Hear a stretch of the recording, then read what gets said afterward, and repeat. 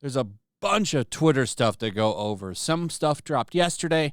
Some stuff is new today. And I want to go over all of it. I find this Twitter stuff to be pretty fascinating because Twitter was a big platform. I mean, it still is a big platform, but it was formerly a platform that only one side of the aisle could effectively use.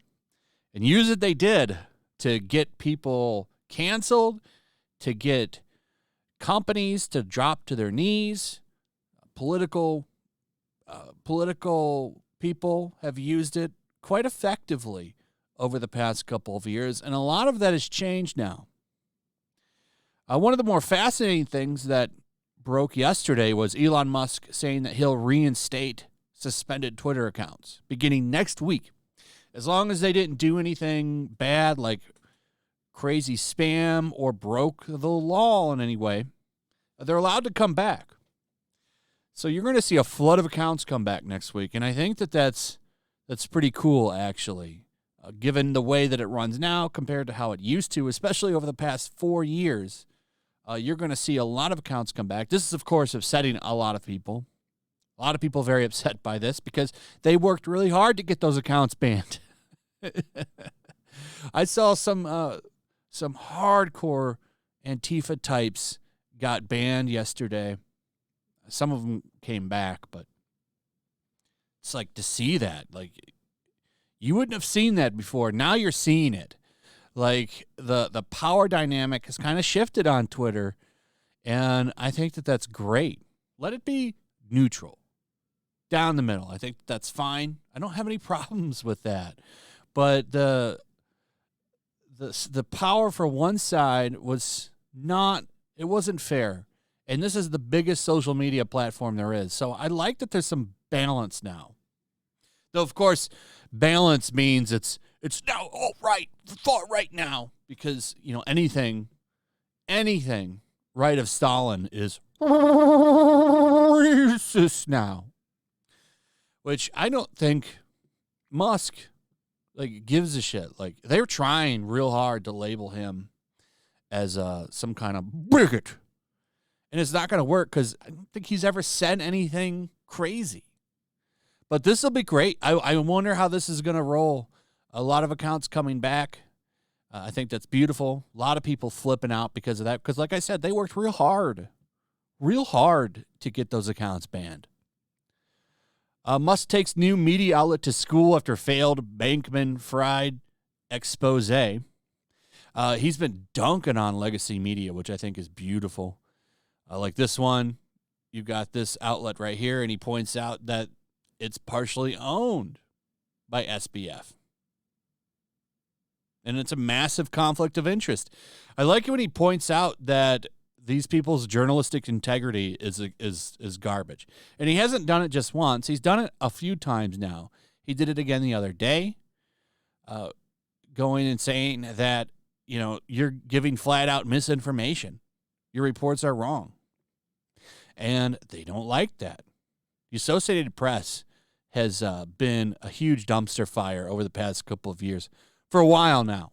And I love seeing somebody with power like this take a swipe at him. Because what can they really do to him? He's super rich. He owns Twitter now, which gives him a huge voice that you can't silence.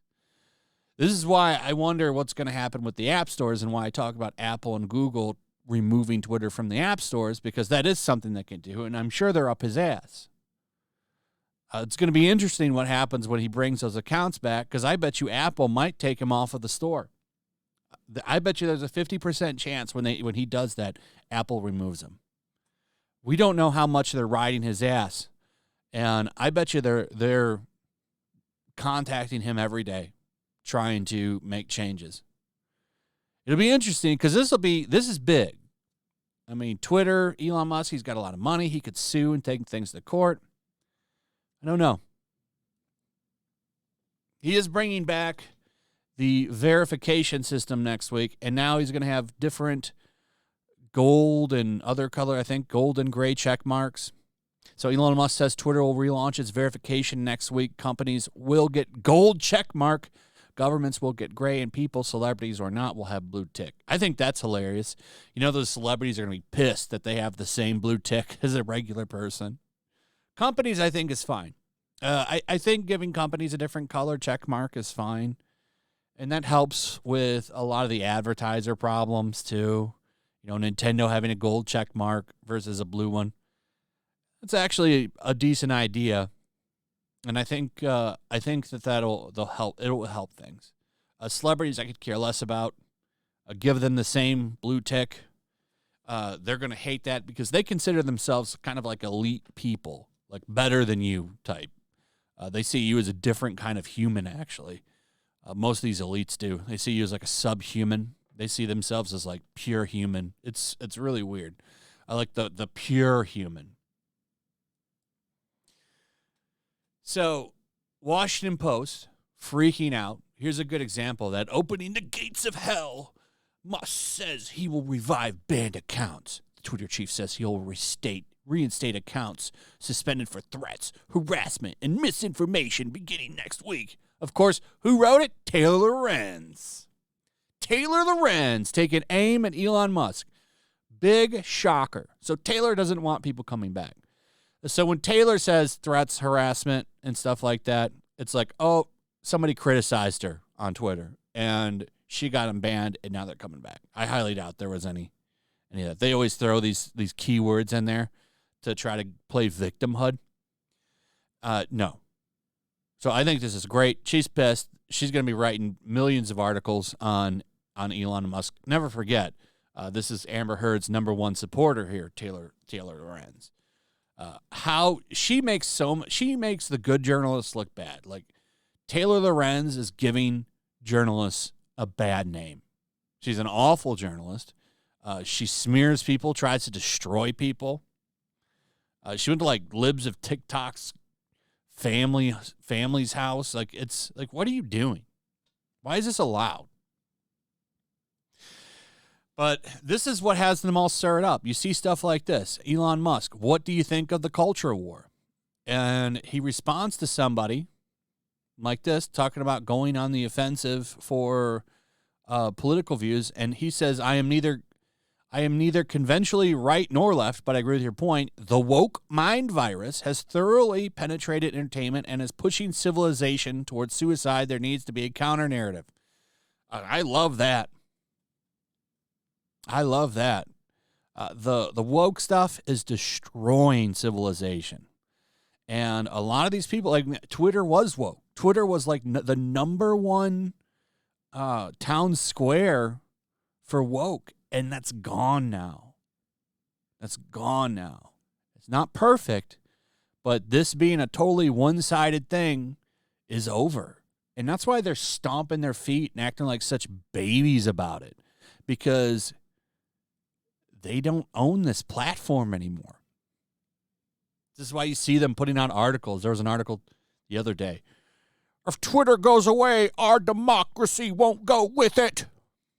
Which means establishment. Basically saying, if Twitter dies, don't worry, the establishment will still be there. I don't think these people quite know what they're talking about here.